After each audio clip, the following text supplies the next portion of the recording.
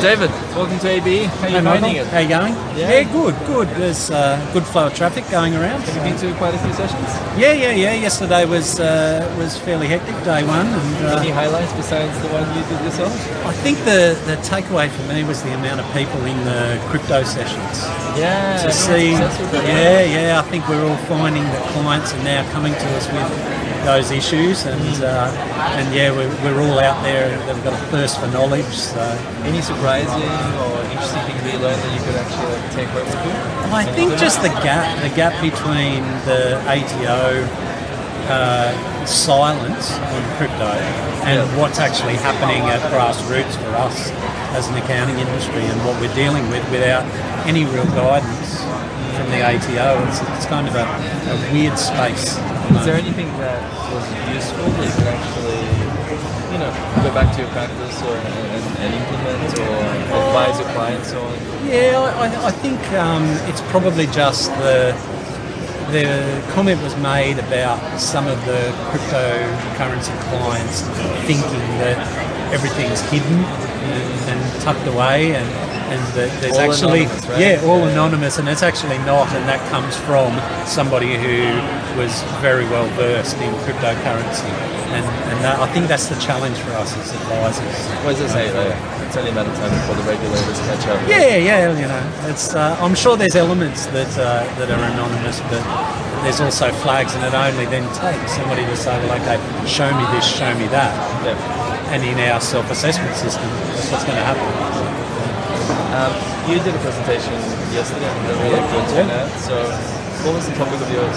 Yes, I was talking about the 5-step structure to getting your clients to actually buy advisory services from you, because we quite often see when we're looking at it as accountants that clients have paid a business coach to come in and help them, and we want to be doing that work.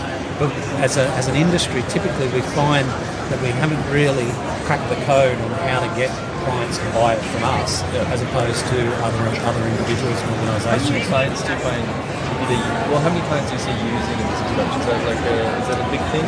Yeah, look, it's fairly common, and it's like 20% of clients, 5%. I think it depends on your mix of clients. But if you're a business-based firm such as mine, you will probably find, I think 30% would be a really good target. And the unfortunate thing is a lot of them get locked into a fixed program, what I call template coaching. And template coaching, and what happens? What happens then is that they spring between, or maybe even the entourage. If you've heard of the entourage, so there's all these guys out there getting that share of wallet of the client. And what you find is that they're very template based. So if what the client wants isn't between page 1 to page 50, then tough luck, because there's no analysis of their needs, which is what we're very heavy on as part of our structure.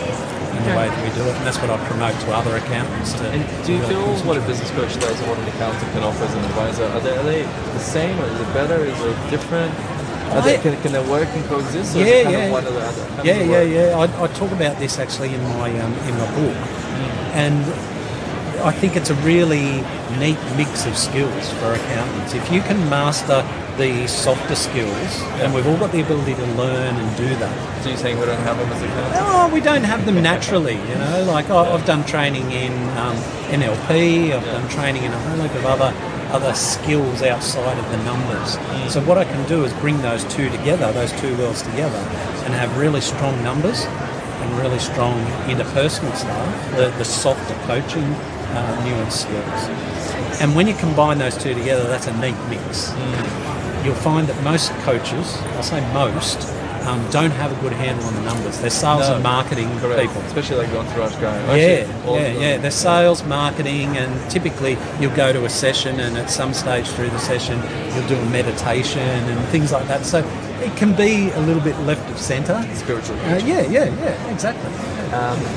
Tell me about, I guess, your 5-step process, because a business advisor is, I feel like it's the buzzword in the industry for the last probably 2 years. 2 years. Well, that's a conservative estimate. I've been following it for about 25 years. Of course, but I just feel it's like ubiquitous everywhere. Yeah, Like AI, data, automation, and then there's business advisory. Yeah, and it's one of those key things that you see at every conference. And I guess the 5-step structure that I've got, and this is what I was talking about yesterday in my talk, is trying to provide accountants with the ability to create their own structure. Because what the structure does is it allows you to then build your products around them. Yeah. And typically what accountants do is they lead with the product and they have 1 or 2 products and that's it.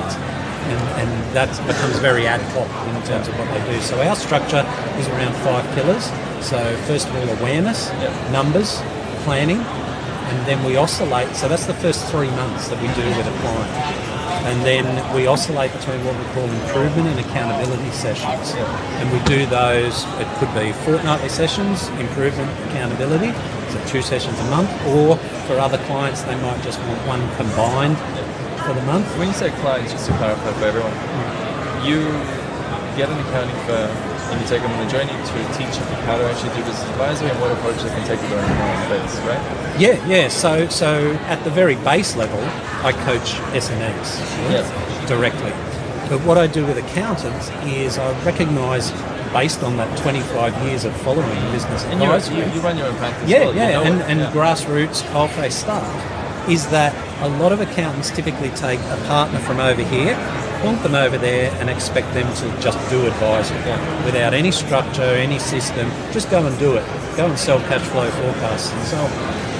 The problem with that is that after around about 3-4 months, they don't stay the course. They bring the partner back because there's compliance work that's got to be done. So there's a limited resource there. Yeah. So what I do through my platform Super Firm is I actually engage with accountants to, first of all, go in and coach their clients. And we do, before we do anything, we go through a process called Square One, where we get them advisory ready. So we review their client base for opportunities. We bring their team on board. A lot of accountants, they'll start doing advisory, they don't even tell their team what they're doing. Imagine if a client rang a practice, I remember you used that example, and spoke to the receptionist and asked them for a notice of assessment for their tax return, and the receptionist didn't know what they were talking about. Well, this happens with advisory. Clients will ring and the admin team are going, we don't know anything about this service, because the director's doing it. So what Super Firm does is allows a firm to get that momentum up in the first 12, 24 months and actually prove the concept within their practice, and then we blood somebody to come in underneath. So what we do in those first couple of years is we do the coaching directly with the clients. We provide the resource. It's like outsourcing your business advisory to us. We do the coaching directly with the clients. We keep the accounting firm in the loop all the way through. And then we take a percentage for our delivery and we give a percentage to the accounting firm. So they've got the revenue stream there, they're keeping the client sticky, but they're not having to actually come off the tools to do the Sounds like a great model. Yeah. Thank you very much. Thanks, Michael. Thanks for your